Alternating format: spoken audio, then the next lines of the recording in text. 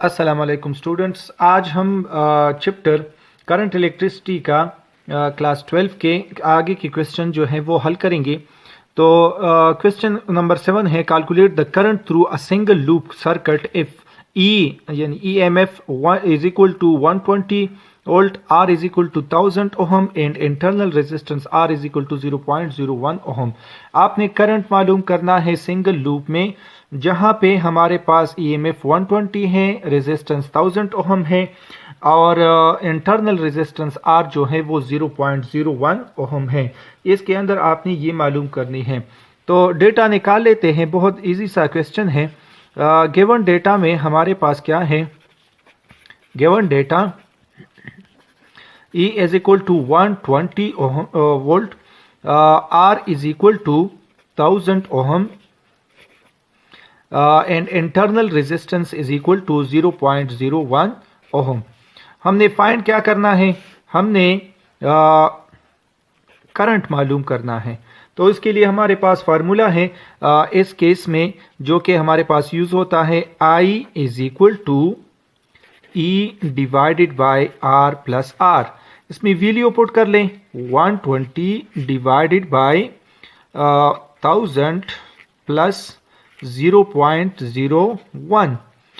इन दोनों को जमा कर ले और फिर 120 के ऊपर डिवाइड कर ले तो हमारे पास वैल्यू आती है तकरीबन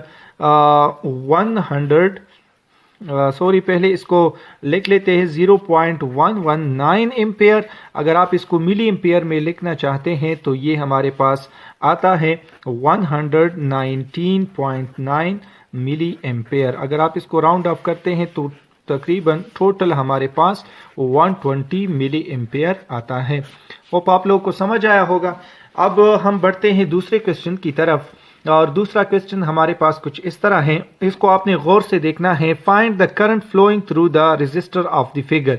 इसमें जो रेजिस्टर हमारे पास है इसमें आपने मालूम करना है कि कितना हमारे पास इसमें करंट है, यानी रेजिस्टर R1 में और रेजिस्टर R2 में हमने ये फाइंड करना है कि इसमें करंट कितना है। तो इसके लिए हम क्या लेते हैं, पहले इसके डेटा निकालते हैं। गिवन डेटा हमारे पास इसके है। सबसे पहले इन्होंने वोल्ट जो है ईएमएफ दिया हुआ है, EMF E1 is equal to 10 volt. दूसरा हमारे पास ये है 6 वोल्ट, ये आपने ग्राफ से ही निकालनी है, which is equal to E2 is equal to 6 volt. तीसरा हमें ये रेजिस्टर दिया है R1 जो कि हमारे पास है 2 ओहम और चौथा हमारे पास R2 है जो कि हमारे पास 1 ओहम है। हमने मालूम करना है I1 यानी वो करंट जो रेजिस्टर 1 में दौड़ रहा है वो हमने मालूम करना है और I2 मालूम करनी है। तो इसके लिए हम क्या लेते हैं, पहले हम लेते हैं टेक अ लूप। कौन सा लूप हम लेते हैं, मैं लिख लेता हूं फिर आपको समझाता हूं। ABCDA यानी ABCDA ये वाला लूप ले लेते हैं। तो उसके लिए हम किस तरह ये लिखते हैं, 10 वोल्ट यानी E1 को हम माइनस करते हैं इससे I1 प्लस I2 को और इसके साथ R1 को मल्टीप्लाई करते हैं तो इन सारों की माइनस और जमा और मल्टीप्लिकेशन हमारे पास 0 आता है।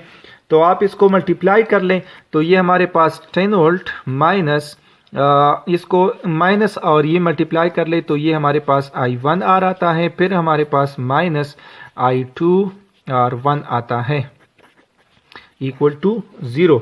तो R1 और R2 की जो है वो वैल्यू, R1 की वैल्यू डाल दे, वो हमारे पास 2 है तो ये हमारे पास 10 वोल्ट माइनस I1 यहाँ पे 2 लिख ले माइनस 2I2, ये हमारे पास बन जाएगा। ये हमारे पास इक्वेशन 1 है। अब दूसरा लूप हम लेते हैं टेक लूप। दूसरा लूप हम कौन सा लेंगे, CBE ये वाला EFCBE ये वाला लूप ले लेते हैं। तो इसमें हमारे पास जो फार्मूला बनता है वो कुछ इस तरह है, minus I1 plus I2 R1 minus I2 R2 plus 6 is equal to 0। इसके लिए हमारे पास ये फार्मूला बनता है, ये इसके साथ मल्टीप्लाई कर ले तो minus I1 R1 minus I2R1 minus I2R2 plus 6 is equal to 0। ये 6 इस तरह आगे लिख लें तो ये हमारे पास 6 वोल्ट बन जाएगा। ये सिंपल 6 लिख लें, 6 ये प्लस आ गया।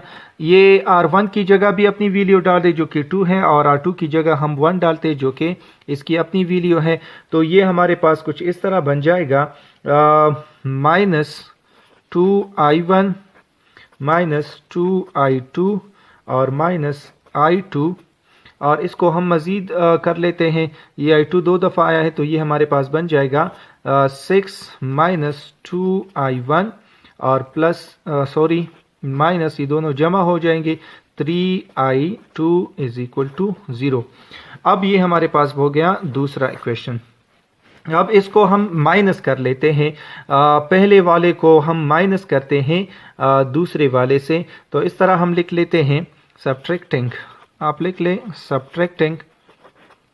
तो ये हमारे पास बन जाएगा minus 2I1 minus 3I2 plus 6 is equal to 0, और माइनस 2I1 माइनस 2I2 और ये प्लस 10 इज इक्वल टू 0। तो इसको माइनस कर लेते हैं। माइनस करने से ये हमारी जो वैल्यू है ये भी प्लस बन जाएगी, ये भी प्लस और ये माइनस बन जाएगी। ये दोनों आपस में सेम वैल्यू है और उसके अब साइन अपोजिट है तो ये दोनों ख़त्म।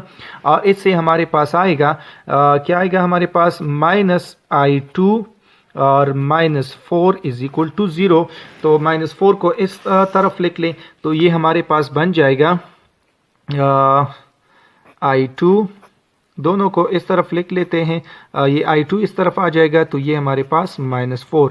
एक वैल्यू हमने फाइंड कर ली है जो कि हमारे पास ये वैल्यू है, ये हमने फाइंड कर ली। अब ये वाली वैल्यू जो है हम फाइंड करेंगे, ये जो वैल्यू है।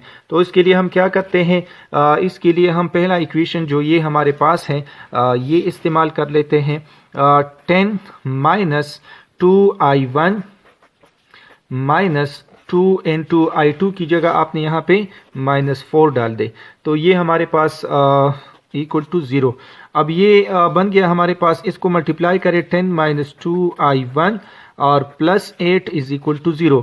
ये माइनस प्लस 10 और ये प्लस 8 ये हमारे पास बन जाएगा minus 2I1 plus 18 is equal to 0।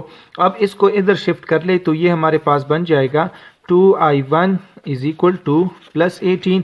2 को दोनों तरफ डिवाइड कर ले तो ये हमारे पास I1 जो है वो बन जाएगा 9। I1 is equal to 9 metre 9 ampere बन जाएगा। तो स्टूडेंट्स क्वेश्चन नंबर 9 कुछ इस तरह है, find the terminal potential difference of each cell in circuit of figure. इसमें जो हमारे पास सर्किट दिया है इस फिगर में, इसमें हमने टर्मिनल पोटेंशियल डिफरेंस यानी इन दोनों की जो टर्मिनल पोटेंशियल डिफरेंस है और इन दोनों की टर्मिनल पोटेंशियल डिफरेंस है वो हमने मालूम करनी है। तो पहले इसकी डेटा निकाल लेते हैं।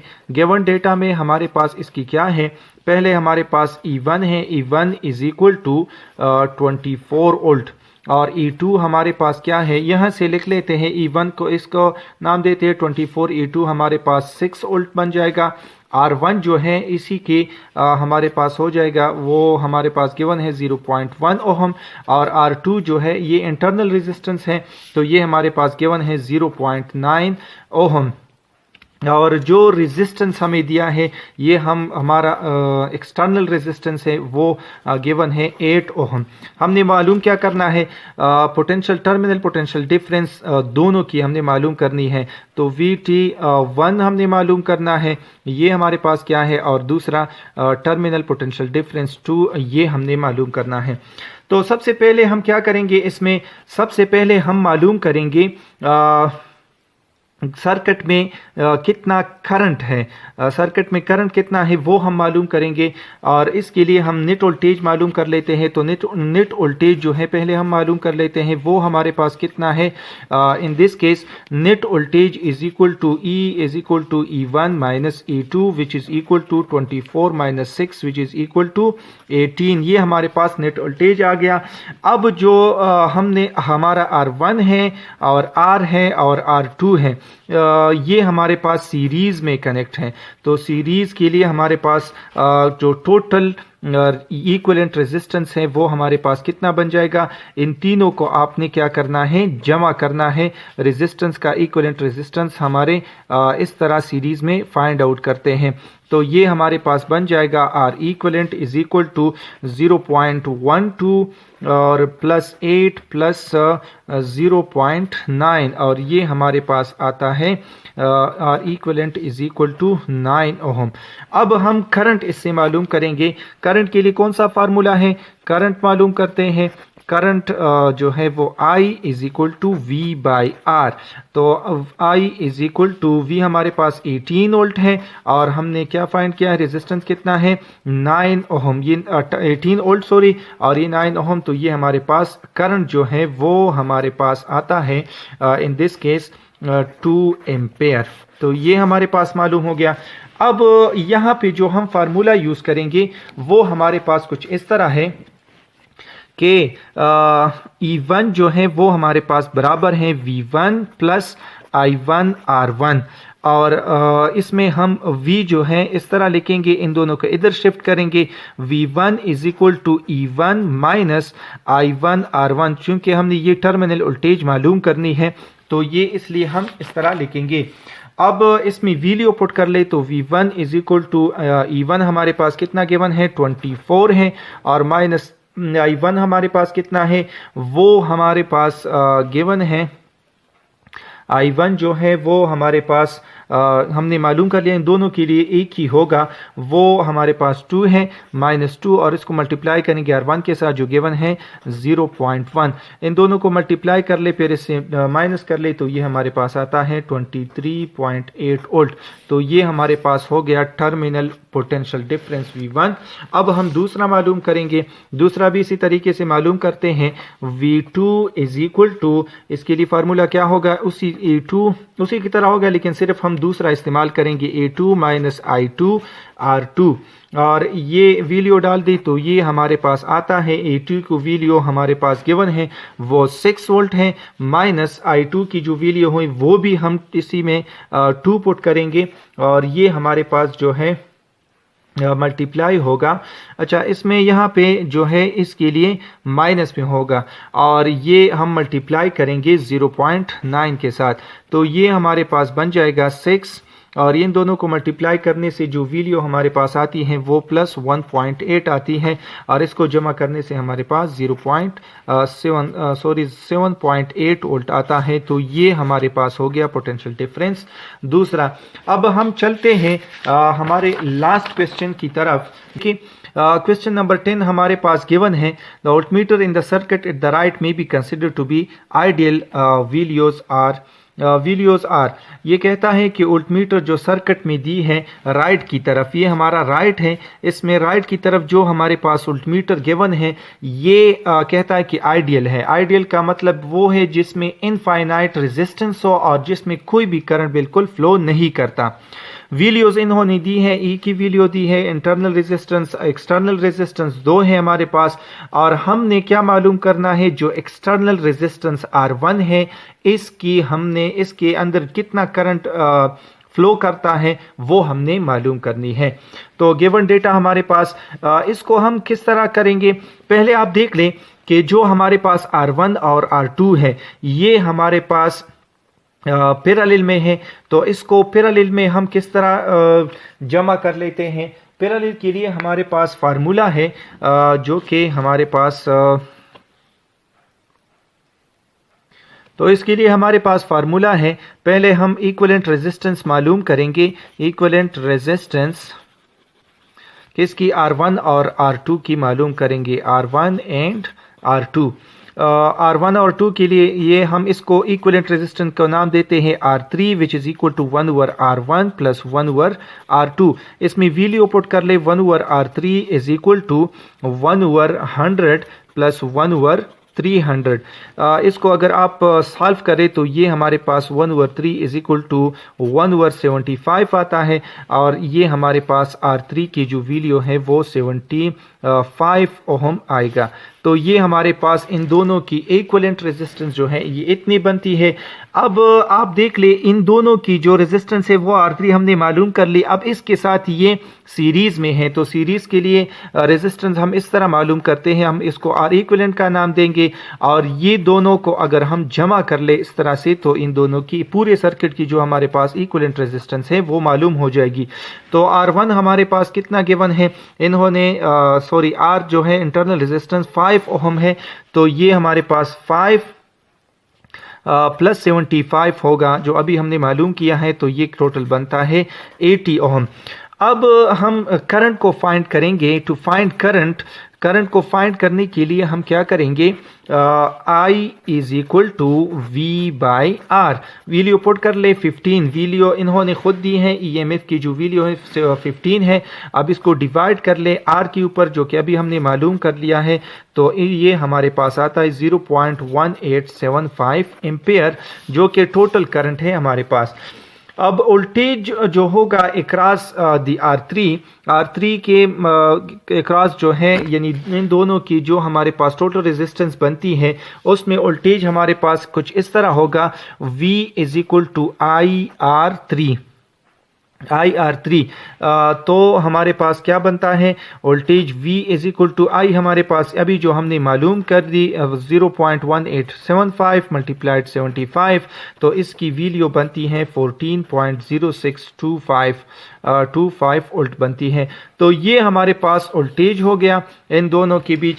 अब यहाँ पे एक बात नोट कर लें कि सेम V जो है बिल्कुल इसी तरह ये वैल्यू इसकी R3 के ऊपर भी अक्रॉस R3 भी होगी, R1 की भी होगी, क्योंकि ये हमारे पास क्या है पैरेलल सीरीज में है। तो ये हमारे पास ये खुद दोनों जो है ये पैरेलल में है, तो यही हमारे पास इसमें वैल्यू होगी। तो यही करंट जो है इसमें होगी, तो इसके ज़रिए हम करंट मालूम करेंगे, वोल्टेज यही होगी, करंट हम मालूम करेंगे। I is equal to V by R. Value put कर ले I is equal to 14.0625 divided by 100, और 100 हमने कहाँ से ली है, और 100 हमारे पास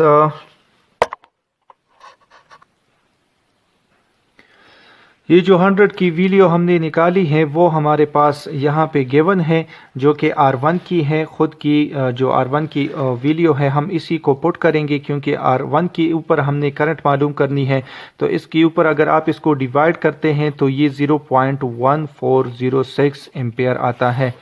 दोस्तों प्यारे स्टूडेंट्स, होप आप लोगों को समझ आया होगा। अगर कोई क्वेश्चन रहता है या किसी जगह पे आपको तकलीफ़ है, नहीं समझ आ रही, तो प्लीज़ कमेंट कर ले, इस वीडियो को लाइक कर ले और चैनल को सब्सक्राइब कर ले। Thank you.